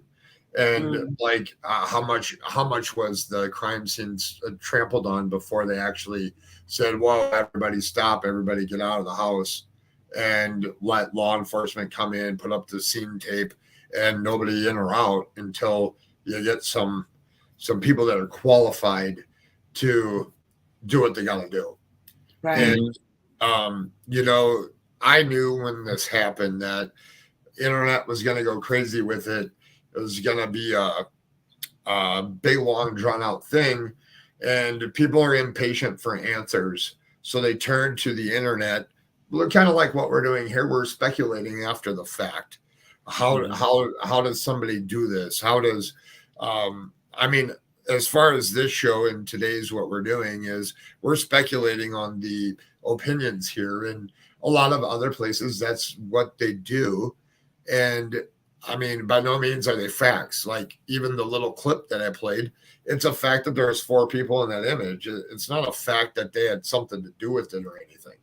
And a lot of people in this social media world, especially when you get something like this where news is out there constantly trying to report on interesting things. Every single day we see multiple questions or multiple something else new comes out. How much of it is factual by law enforcement and how much of it isn't. It makes it hard to see the case. I just think that this is a case that somebody was pissed at somebody for some weird, strange reason. And I don't know, maybe there were after all four of them. It's just really weird that you leave two other people untouched or had no clue until 12 o'clock noon the next day. That's the part I'm stuck on. Yeah, well, there's too many. I mean, I like to do a thing where you take and you put your suspects together of who you think that it is, and I set them to the side, and either I'm right or I'm wrong, but I'm not going to publicly say who I think is doing this because, you know, a lot of people, oh, he thinks this or that, or, you know, you have to let the police kind of play it out here, but it's fun. I love doing these types of things. I like to critical think. Yeah. And I like to see the facts after the matter. This is kind of keeps my brain sharp, as I like to say. I would love to be on a jury if it didn't mean that I would be responsible for having to make a decision about putting someone away. It makes me nervous. But I like the concept of sitting in a room and batting ideas around with other people. I enjoy that too. Yeah, I do too. So, in general, then, Levi, how do you feel like the investigation is going? So they were. So I didn't catch. Like I watched some of the first part of it. At what point did they bring FBI and analysis and stuff in? Like it was like I don't know where the FBI office is in Idaho. Is it close to there? Does anybody know? Well, I think they called the FBI in on the second day, so I give them credit for that, although it probably took them a day or two to get there. But at that point, how much of the scene was already trampled on because you have people that aren't qualified to do, I shouldn't say qualified. It's not this is something that FBI and those types of personnel that come in and do this type of work. Does that make sense? I think that the police department there in Moscow probably did everything to their best ability of what they knew how to do. Well, McDonough was discussing recently how all the cops' tires and all the cops, I believe it was the bottom of their shoes, they're all issued. So they'll be able to tell, you know, if it was a police issued shoe. Yeah. I think more my thing is so you have hardwood floors in there. So whoever did this walked across hardwood floors. So you'd have to totally to leave a boot print on a hardwood floor is pretty easy to do. Oh yeah. But if you had I don't know how many people do you think were in and out of there, or did they stop? I don't know. We'll see when stuff comes out. I would hope that they stopped and started taking pictures. I would think that they have a photographer there at the police department. Yeah. And I just, you know, it doesn't take much if you have somebody that's walking on a hardwood floor to smear the other footprint. Yeah, I did see it look like they were all putting on those, I don't know, I call them footy things over their shoes. So I don't know. I mean, I personally am more concerned about how the crime scene was contaminated with the people who got called over there the morning of, and the EMS people that went in there. Those are the ones that I'm really, you know, feel like probably contributed a lot to any, you know, contaminated crime scene. Although I would think that EMS people would, would realize that something was, something was up. They probably have protocol. I would think, Callie, I remember from the presser, and I don't remember if it was the second one or maybe they've only done two, but I remember the spokesperson for the Moscow Police Department said that, what was his wording, that there were multiple individuals inside the house, I believe is what he said. Well, neighbors as well, wasn't it, too? There was neighbors that, from all the shrieking and whatnot going on Sunday. So many people. Yeah, there may have been too. I knew that there had been multiple people in there, and that's where you wonder, like, how did, what exactly did they do? Did somebody then go upstairs? I've read different accounts, and I can't remember specifically, but I thought, yeah, now I can't remember. Does anyone in chat recall reading any accounts of people actually going inside, and did they go up the stairs and look around, or did they stay out front? That would be good to know. Yeah, you would think that on that one door cam, it would have shown, a small contingent of people based on what that law enforcement presser said about people being there. Right. Allegedly, I totally agree about the Aiden Fucci. I don't know if you guys remember the case in Florida. The young boy, he's like 14, and he murdered his cheerleader girlfriend in the woods. Yeah. Well, that case here in Chattanooga, Jasmine, the young lady who was listed as, missing, and then they found her. That kid had stabbed her 60 times. What, 60? Yeah. Hi. Well, see, this could be could a girl have done this? Yeah. I don't think when you have a weapon of a knife, you don't have to be strong. Right. Especially a knife like that. Right. You just have to be able to be quick and be able to get close to their body without them defending with their arms. Right.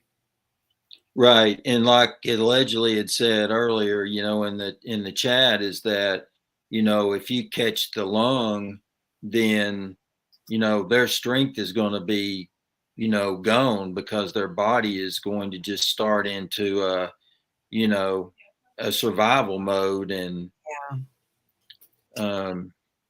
well, and people bring up Jodi Arias, and it's true. Travis was a pretty built guy, if I recall. Look what damage she did. Right. Ugh. Right. And it's very possible that this person just got the element of surprise on, all of them. Even if all of them were the intended victims, if they're sleeping, you inflict one wound with a knife like that, and somebody's body's going into shock right away. That's right. And if somebody's intoxicated, even if they do wake up, their defensive wounds are going to be a lot different than somebody who's actually fighting to, that has some strength and control.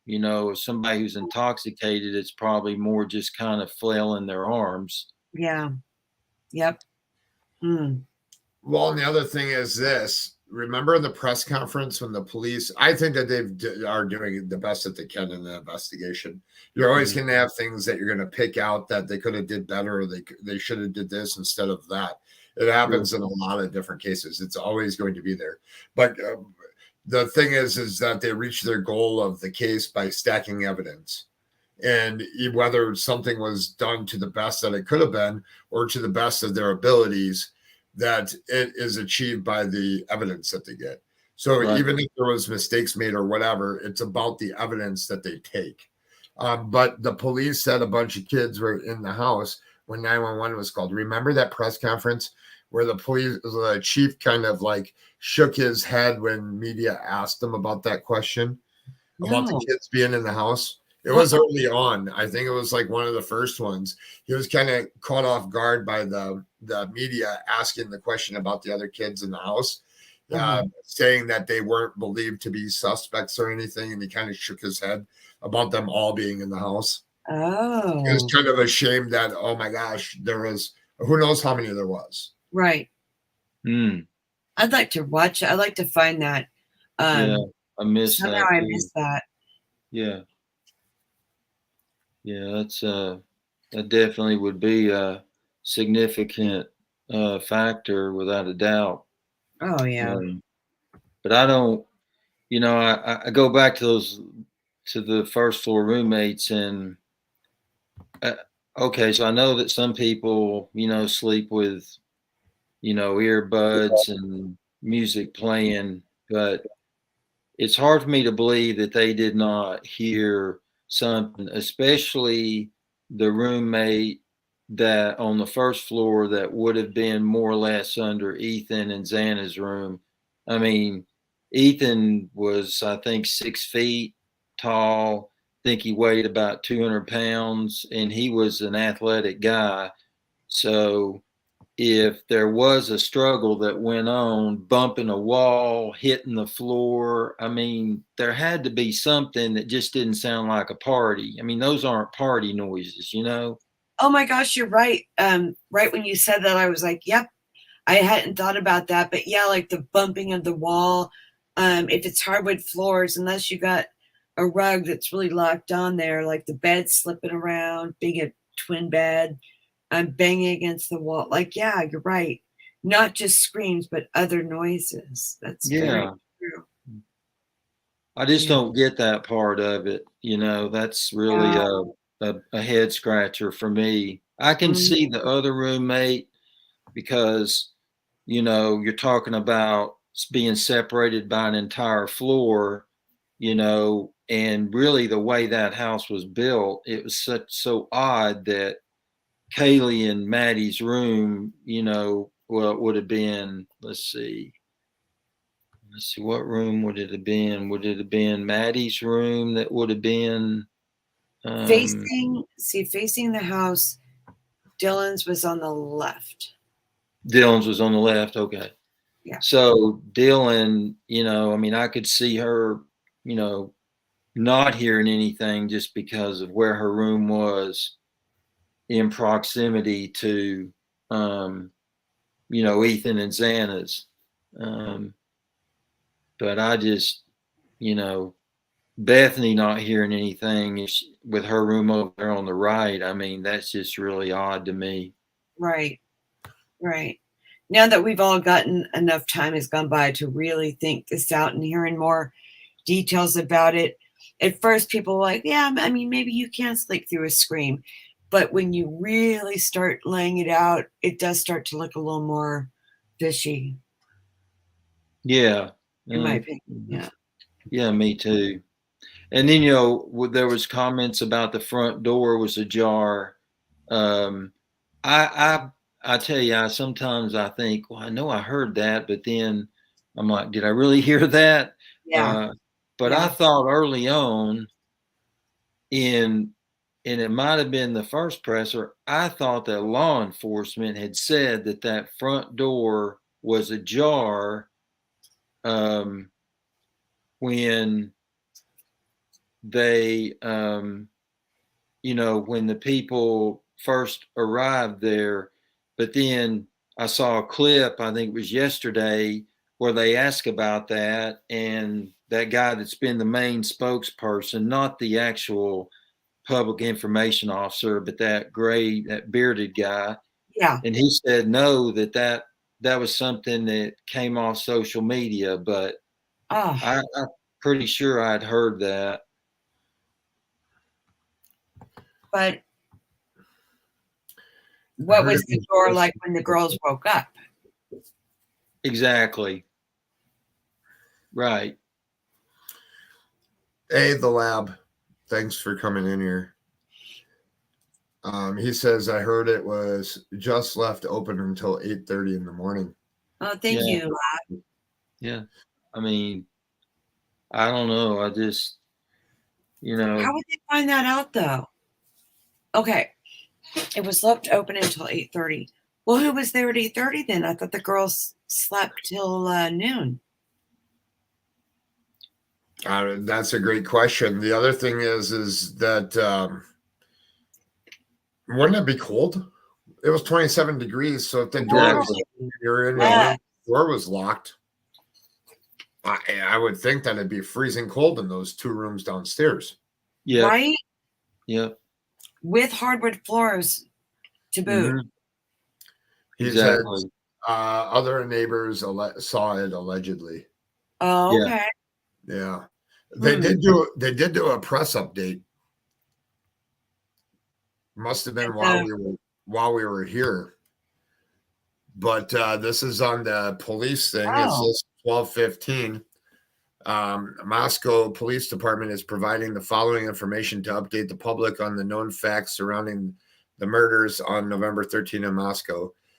Investigators are sorting through 22,000 registered 2011 to 2013 Hyundai Elantras that fit into the search criteria, and thank the public for providing additional information about the vehicle. Tips and leads led investigators to ask the public for additional help in searching for the vehicle. In the immediate area of King Road residents during the early morning hours of November 13th, investigators believe the occupant or occupants of the vehicle may have critical information to share regarding this case. A significant amount of videos and content have received valuable leads on the vehicle, but still ask for information from the public. Digital media video can be submitted at fbi.gov/Moscow, Idaho, or the tip line. There is an interview on their YouTube page. Okay. From the beginning, detectives have asked all videos from residents and businesses within the area of West Taylor Avenue, West Pole House Drive, Highway 95 and 2700 block and 95 South, and Arboretum and Botanical Garden West, who have video surveillance at their residence between the business hours of 3 a.m. and 6 on Sunday, November 13th. Detectives are requesting all available video, whether it appears no motion or not. That's interesting. So if I knew that was me driving that car at 3:45 in the morning that got picked up on that surveillance camera from that liquor store, don't you know I'd be going down to the police and saying, hey, look, I was heading out of town on a trip, getting an early start, here's all, what do you need here? You know what I'm saying? Absolutely. Like, get me out of your system now. Yeah. Yeah. So that's, the fact, that people aren't coming forward, like, we had discussed early on, those people walking, it just leads to suspicion. They can't claim I didn't know, I didn't hear about it. No, yes, you did. Everybody did. So. Yeah. I'm just, I keep thinking any day now, Yeah, me too. And one of the people in chat mentioned, I think they were referring to luminol. Did you all see where they had used that in the house? I didn't. I saw on the outside window, they were all, it was, I think it was like a female CSI, and they were kind of crowded around her. They were watching very intently, but she was going real wild with the brush. Not on the inside, I didn't see. Of course, I always look at the chat for answers because, let's see. Thanks, the lab. Thank you. That was nice. Yeah. Thank you, lab. And I did miss the people that are here in my chat. If you didn't see the lab, it had CM on last night. Chris McDonough on last night as well. I think it was last night or the night before. I don't remember. I watched part of it, and I think it was the night before. Yeah, I didn't watch all of it. I stopped in there for a second, but I had fallen asleep. The days, they all just run together. Yeah. Yeah. What do y'all think about that glove that he found? Mm. Well, I mean, is that the key? Is that the key piece? I mean, if the glove was on the ground by the garbage can, I don't know. See, I get irritated. I'm more focused on why wasn't that found to begin with. Yeah. You see what I mean? Was there leaves? Like there was leaves there, right? I don't care. Rake. It's a crime scene. Yeah. Yeah. Nobody, even though he's, retired law enforcement, it's still like it was open to any Mm-mm. Oh, yeah. Kelly Dime says it was left by L.E. If I had committed that crime, and I would want to make sure like I had accounted for everything. So I believe I'd have been going back there to, to get that myself. Right. And with it being there at the garbage can, you kind of wonder if maybe a resident in that building or something, just didn't like toss them and missed one of them, and it landed on the ground. I mean, I don't know, but I'm glad they at least collected it. Well, it's like life at the right place at the right time, because there was leaves there too. I mean, it could have just had leaves over top of it. Mm-hmm. Or maybe even the garbage can was over it at one point, and the garbage can was moved back when they put the tape out.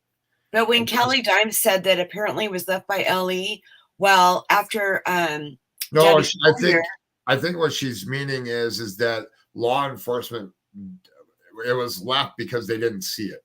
I think that's the way I took it from what she was saying. I took it totally different. Kelly, can you clarify that? Because remember on the Debbie Collier case, on all the gloves and all the stuff was left behind. Yes. I wonder. She says correct. Correct to what I'm saying, that law enforcement didn't see it and they left it behind after they processed the scene. Left behind by L.E., just like Debbie. Oh, okay. Okay, wow. Cool. Thank you, Kelly. See, that was interesting too, because it was a week after they started the investigation that they cordoned off that back parking lot area back there and made it a crime scene. So I didn't even know if law enforcement had even been back there, up until that point. I think they were in the woods from, as far as from the perimeter of the house, but as far as being up in that parking lot, I don't think they were. Yeah, I didn't even realize. I think it was at least a week or something before I even realized that back parking lot, not that it existed so much as to that it was like a dead end, like it didn't go anywhere. Mm-hmm. Well, it's the parking lot to the other. So there's two apartment buildings back there. There's one right next to the house, and then there's another one right behind it, and then that parking lot just wraps around there. Right. And I don't know if there's cameras over there by the thing. I guess at that time in the morning, if you pulled into that parking lot, I guess the people on the bottom floor may see car lights if you pull in there. Yeah, But I have a feeling if you wouldn't pull your car in there, you may walk over that way. I have a feeling that if you were to park your car, there's a whole bunch of places that you could park your car that were a ways away from there. well, And you as can you get there pretty make that easily. turn though, think about it though. When you make that turn, your car kind of totally whips to the right. So Mhm. I'm thinking that those lights would. I'd have to. You know what? I'm going to pull up Google Earth. It's going to bug me if I don't. Just curious. Yeah, I'm not sure your lights would be seen though, as you were turning like that, as Well, have you far ever as seen at a motel, and Mhm. you know the kind where like you park right out front, and oh my gosh, like I don't know, but some motels the way they're laid out, every time someone leaves, the lights flash right into. Oh yeah. Um, Well, those but were college kids' dorms. I don't know if they're the building had like blackout curtains down in the bottom. right. Maybe they do, but if the kids had to provide them, do they really have blackout curtains down in the bottom? I don't know. Right. Just something to think about. I mean, you would think if somebody pulled in there at that time that at some point there's a 10 different windows on that bottom level of those apartments on both sides. So that's Yes. 20 different windows. Okay, Yeah. so I'm looking at it and definitely going up the street, you're not going to see the lights, but it's oh, you know what? It is kind of woodsy with trees and whatnot. So, yeah, you're right. I don't. They may not. They may not.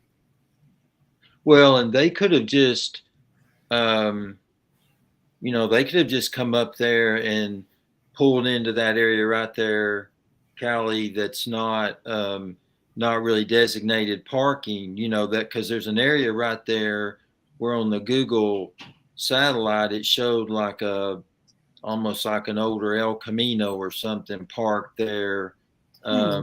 So if you had somebody that was just a voyeur, the way there were no blinds on the curtains, but also for somebody just to be able to make a quick, you know,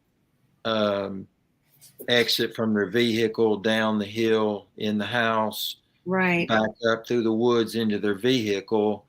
Um, you know, it it would seem like it would be plausible that they, might park there. Yeah, because they don't have a parking. Like it says tenant parking only on the brick apartments, but it doesn't look like it's like a pass. Like they look like they have kind of a little bit of freedom. Oh, was it? Wait a minute. Wasn't that a thing early on too that there was a tow truck company that was doing business with them? Or am I making that up? No, I'm sure that they have a tow truck company that manages all those lots. Okay. Like a couple different ones, maybe, but It just I think the house even had a tow sign up, right? Or it was down at the end of the. I can't read it, but it definitely says tenant parking. I don't see the. I mean, how much is that followed there, though? Yeah. How are you going to know if it's a tenant's car or not? I guess they have to register the cars, but a tenant would have to complain in order for a car to get towed. Yeah, it looks like a pretty free parking looking area, Yeah. Well, that time of morning, because they said this was probably committed between 3 and 4. Right.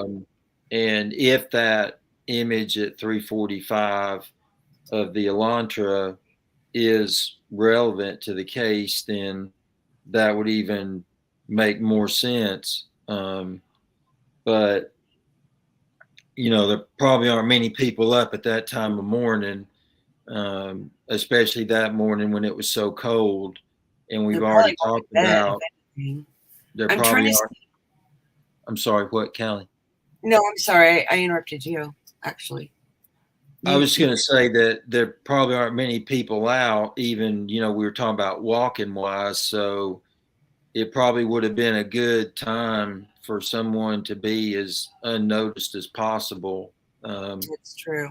Although personally, me, I wouldn't have picked a white vehicle, but But yeah, Sunday mornings are known for sleep-in mornings. But yeah, I'm trying to look up when the what time the sun rose that day, but it wasn't till 7:26 a.m. So they still had a good 3 hours, of darkness. yeah, Yikes. Well, this is the tricky thing about police. So even though that they put out this press conference that they still want tips and leads and whatnot, does that mean that, I mean, they said 22,000 registered Hyundai Elantras. Hyundai. I think it's Hyundai. Is it Hyundai? yeah, yeah. Well, however you want to say it. This is a good point. So can we assume the white car is connected to the crime because the driver has not come forward? Now, let's just say, just me thinking out of the box here. Let's say that the Honda, the person driving this car, let's say that they were drunk that night and they were speeding past that gas station or whatever that was where the lady took the picture, right? Yeah. And let's say that it was going so fast is what she's saying. So let's say that you think that you're going to get into trouble and you weren't even anywhere close to the car that was over here. So would you even think to go in like a young kid, let's say a college kid, maybe was drinking or thinks they're going to get a speeding ticket because they were the car seen flying by the area? Or, I mean, are they smart enough? I mean, kids do weird things where they won't come forward. And if they really want to talk to you, they'll come talk to you, right? So I don't know. That's a great question to ask, but I can see it both ways. I'm over here talking with my hands like you guys can see me. It's kind of fun. Well, Levi, I've got mine shoved down between my knees, so I won't be. well, I don't know where the cops draw the line with responsibility of coming forward with that. Like, well, they don't know. I mean, let's say that there's 22,000. I mean, the people were searching the neighborhood. There were several of them there. So let's say that 7 people already came forward and said that they drove that car and they're within that neighborhood. How do they know that it's one of those people? How do they know that it's not somebody else in the area? Or somebody not even from there and is from a different state? We don't know. well, it's funny because it was said that it was such a rare car in Idaho, but 22,000 sounds like a that lot. blows my mind. Yeah. Wow. Mm-hmm. But that 22,000 registered, that doesn't say that registered in Idaho, but that may be Idaho. It just says 22,000 registered. Oh, it did. Fit the search criteria. And thanks, public, for, I mean, it's not quote unquote not saying that it's Idaho. Maybe they did a certain area perimeter and there's that many that are around. Yeah. Yeah. Yeah. I would think so. It's so hard because it's right on the border of 2 other states. Yes. So their resources are going to have to go out to Washington, Oregon. Like, oh man. Well, Gen X mom, what I was stating is that let's say that 10 people already came forward and say that they have this car and they were in that area that night, just out of speculation here. Now, willingly came forward and we're speaking about the car and quote unquote, if you did this, let's say that you committed this crime and you have that car and you come forward, you're not going to tell them that like, you know, that they're just bringing you in to question you on your whereabouts that day. They're not hooking up a polygraph to you. They're not doing these intensive, I mean, they're going to ask you questions, but like, even if the person came forward already with a car and has been watching or whatever, I mean, they can totally. I mean, I'm sure every single person in the area that has that type of a car, if you have it, you're coming forward and saying, hey, I have the car I've been watching, so I'm coming forward. But you Yeah. can't get a DUI after the fact or anything. So, you know. Well, I'm Right. just saying, if you did commit this murder and you do have that car, you would want to come forward and like try to clear yourself in easiest, calm, quiet manner when everybody else is already doing it. Right. That Yeah. is just an opinion that I have. That I think the key here is going to be with the car is to find some camera angle that actually shows the license plate. I mean, that's really, would be a big step forward, since that camera shot obviously doesn't, show any license plate. Oh, that's right. There's no license plate. Well, and we don't know. I mean, they're still asking people to come forward. So let's say we could even say 30 people already came forward. Maybe they're just trying to get let's say that they know for a fact that there is a possibility of 50 or 60 cars in that area that fit this description. And they only have 30 that have come forward so far. And let's say that they think already that one of them's them, but they need to collaborate with the other ones that haven't come forward yet. So they may have already spoken to the person that was driving the car. Just they need to clear all the other ones at the same time. Does that make sense? Yeah. No, it absolutely does. I mean, I'd like to believe that they're, 10 steps further ahead than what they're leading us to believe, because I've always felt like that we get about 10% of what they really know, and they have to do that to maintain the integrity of the case. Well, fine by me as long as if it, I agree with you, because if they can have everybody looking for this car or still searching for this thing, they're not harassing other people. They will be harassing some of the people with the cars, but the fingers aren't being pointed at, oh, it's this person here or this person here or the neighbor that needed to go take a DNA test down at the police station or whatever because he was doing interviews everywhere. Right. Sometimes they may have everything that they need. That's why I did the question, do you think the police know who the killer is? Because they may already know. They just need to cooperate and get all the questioning done and pile up the evidence and stack the evidence in order to prosecute or to make an arrest. Yeah. What was key to me was that leads me to think that might very well be the case was, I think it was one day last week, there were a nondescript group of men who came back to the house, went inside. Some people speculated they were U.S. Marshals. Other people speculated they were FBI. But it seemed to me like that whatever they went in for, they found, and left in secrecy, in terms of not talking to anybody. So I think that they're close to making an arrest in this case. I really do.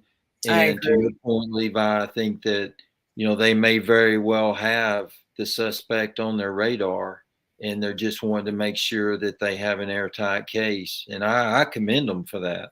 Mm-hmm. I would want way more than enough evidence to go to trial with. You know, more the better. But I agree. Like when they, when you watch that quick little video of them walking in and walking out or whatever, it was like they were after one particular thing. Mm-hmm. It seemed like. Yeah, it sure seemed like it to me. The thing that stuck out to me about that clip really was one guy needs practice learning how to operate a sliding van door. Not only that, but walking down, like I know that's hard, but I thought for sure one of them was gonna eat it on the gravel, Yeah. So I think one thing they did do wrong though was usually, and I remember hearing Chris, the guy on TIR, talk about this, was you always work a crime scene from the outside in, and that goes back to not cordoning off the back of the property there up into the parking lot, but also not immediately impounding those vehicles and taking them somewhere in the dry, and processing them, as part of the crime scene as well, even though they might not have had anything to do with it. You never know. Yeah. So I was surprised they left them out there, and Mm. now they're still outside, I think, sitting in a lot. Yeah, I mean, do you remember when in Quentin's case, like when the babysitter drove over to Quentin's house, and when she talked to Billy Joe when she came out, her car, she had to leave it there because it was there, it became part of the crime scene. Mm-hmm. So I don't understand. I think I heard on the streets that they had nowhere to put the cars, but still, how many is in that town? 8,500 or 85,000? Now, I had heard that the population was around 26,000, but 10,000 of those were students when the university was in session. So I may be wrong on that. Oh, I see what you're saying. Like the census, but the census should be able to break that down for a more accurate number, you would think. Yeah. And like I said, I could be totally wrong on that. Let me see what it says. Idaho population. Okay, so guess it'll give me maybe last year's 25,850 Okay. is, let's see, let me double check here. The current population of Moscow, Idaho is 25,763. So that's still plenty enough that they would have to have some kind of a car lot, right? I mean, other things happen. Cars get impounded all the time. So why didn't they have a place for these cars? Yeah, that doesn't make sense to me. It doesn't. No.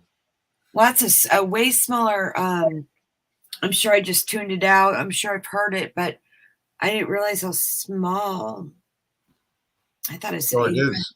It is 25,000. Someplace I read. Where did I read 8,500? Maybe it was another case. I read that too. I don't know. I think it's Wikipedia. I think when you just type in. Yeah, I've looked at a couple. Maybe that's the population of the students, the 8,500. Moscow.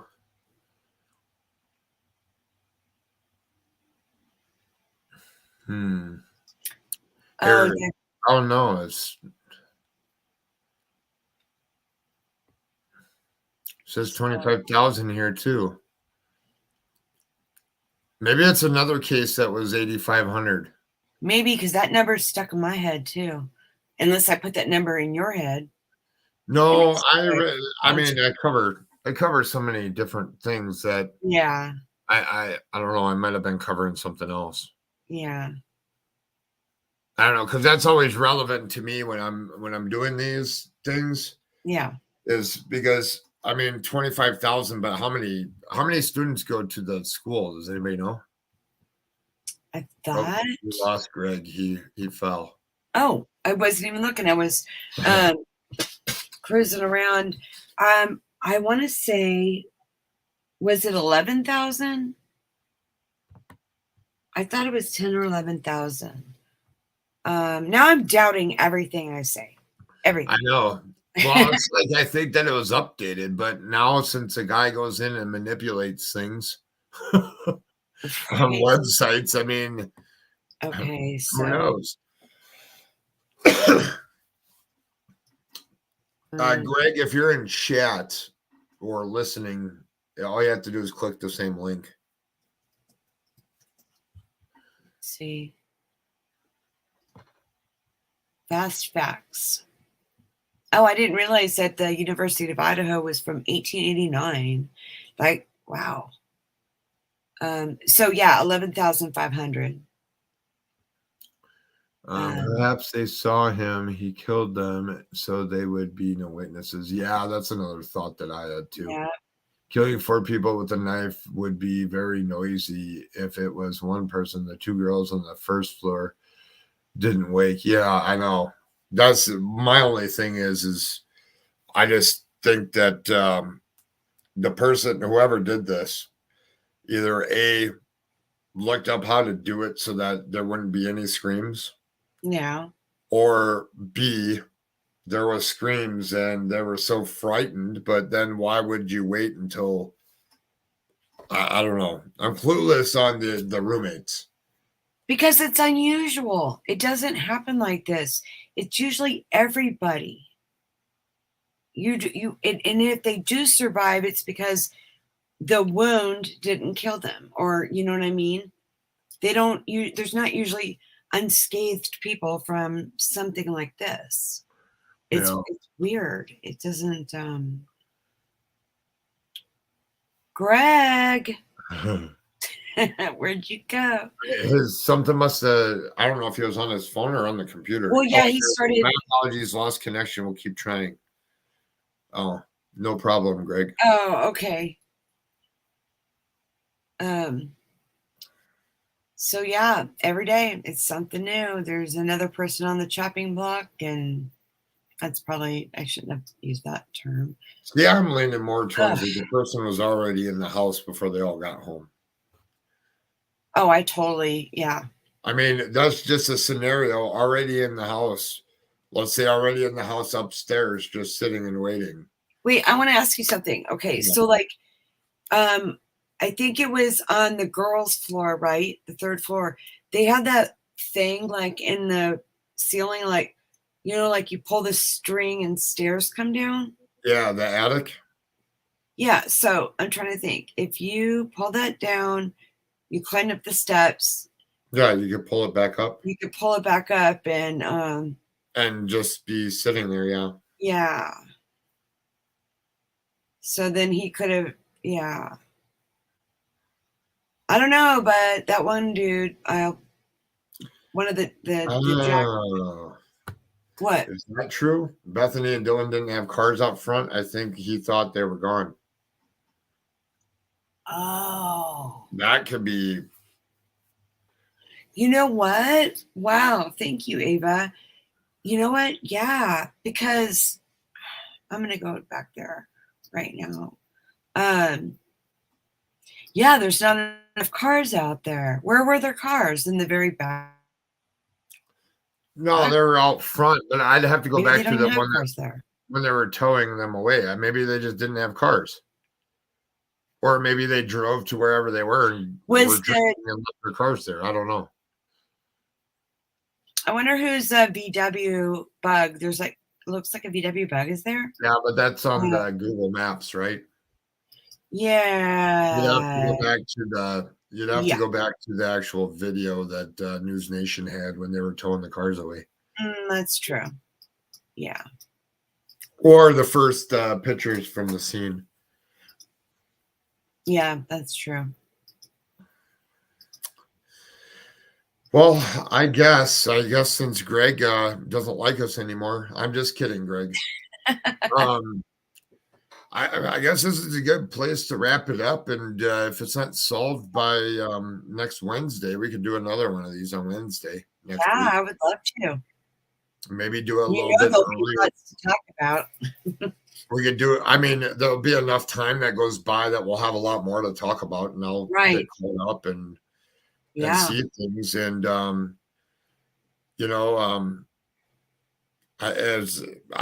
should be a lot to talk about by then. Oh, I'm sure. I'm willing to bet. So I'll drop down then. Greg And, says, I do apologize. It's no problem, Greg. And I appreciate you coming up here. Next Wednesday, if you're available, like do 1 p.m. Central Standard Time would be perfect. I'll get in touch with you guys. Yeah, it was great being on panel with both of you. So, okay, I'll drop down so you can Okay. do the whole thing. So, bye everybody. Bye, Kelly. All right. That was a great little critical thinking, speculation. Everything that was said here was speculation.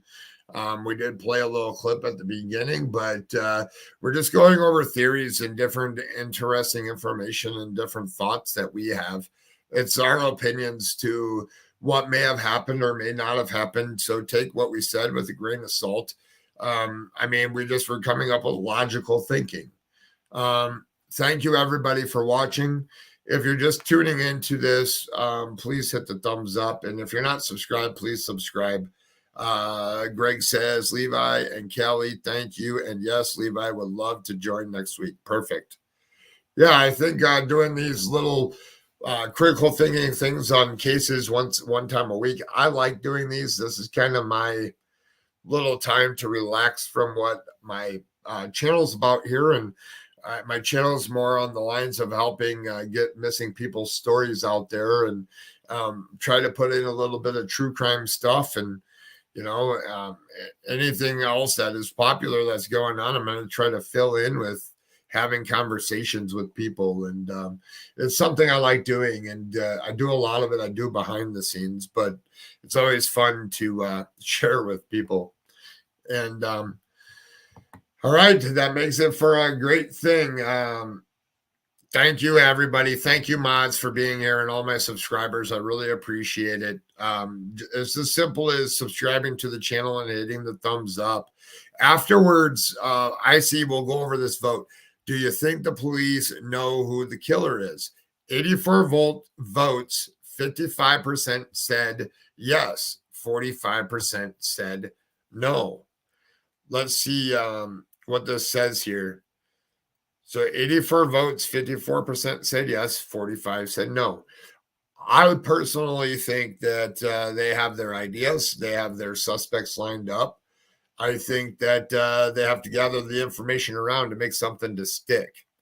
And just my logical or critical thinking, common sense thinking of the situation. So on that note, if you have questions or have a theory on this, please in the comment section after this video. We'll be in there interacting with people, my mods and me. We'll all be in there interacting with you and talking about different theories and different stuff. So let's have it. Thank you, everybody, for being here. And on that note, if you see something, say something.